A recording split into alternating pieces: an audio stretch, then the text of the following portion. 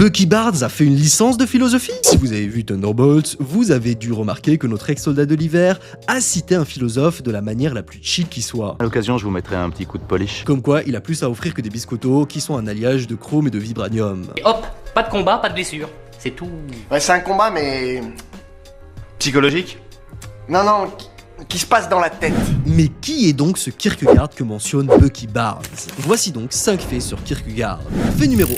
Kierkegaard est un philosophe danois, né en 1855 à Copenhague, ville qu'il ne manque pas de citer lorsqu'il parle du parc de Deerhaven dans les miettes philosophiques où il développe son concept de devant Dieu. À savoir que peu importe ce que tu fais, fais-le en imaginant que le regard de Dieu est posé sur toi afin d'être sûr que tu fais la bonne action d'un point de vue moral. Cela nous amène logiquement au fait numéro 2. Sa pensée est un de ce que l'on pourrait nommer un existentialisme chrétien. En effet, les thèmes de la morale et le rapport au sentiment religieux sont centraux dans son œuvre et il lit cela à la manière d'exister d'un individu qui vit pour soi. Bref, un beau mélange d'existentialisme et de moralité religieuse. Fun fact, Kierkegaard est considéré comme étant le premier philosophe existentialiste dans l'histoire de la philosophie. Cela nous amène aussi au fait numéro 3. Cet intérêt pour la relation qui pourrait exister entre existence et sentiment religieux lui vient de son éducation piétiste qu'il a eue lorsqu'il était enfant. Une éducation qu'il jugeait par ailleurs trop stricte, considérant qu'il s'agissait d'un ensemble de préceptes beaucoup trop détachés de la réalité physique et psychologique des individus, d'où son concept de devant Dieu. Cela l'amènera à écrire dans Point de vue explicatif de mon œuvre d'écrivain que ce fut une éducation chrétienne stricte, austère,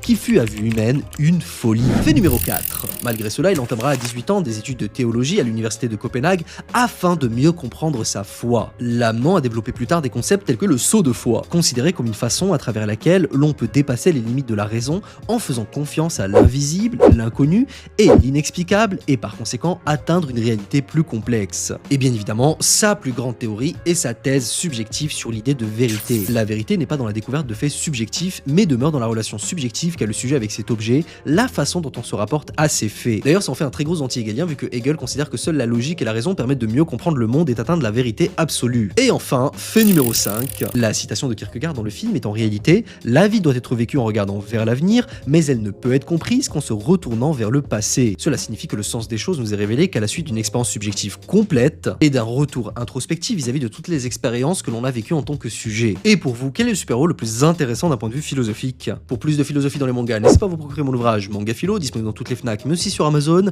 C'était Gatsu Sensei, vous êtes la génération terrible et n'oubliez pas, vous avez 4 heures.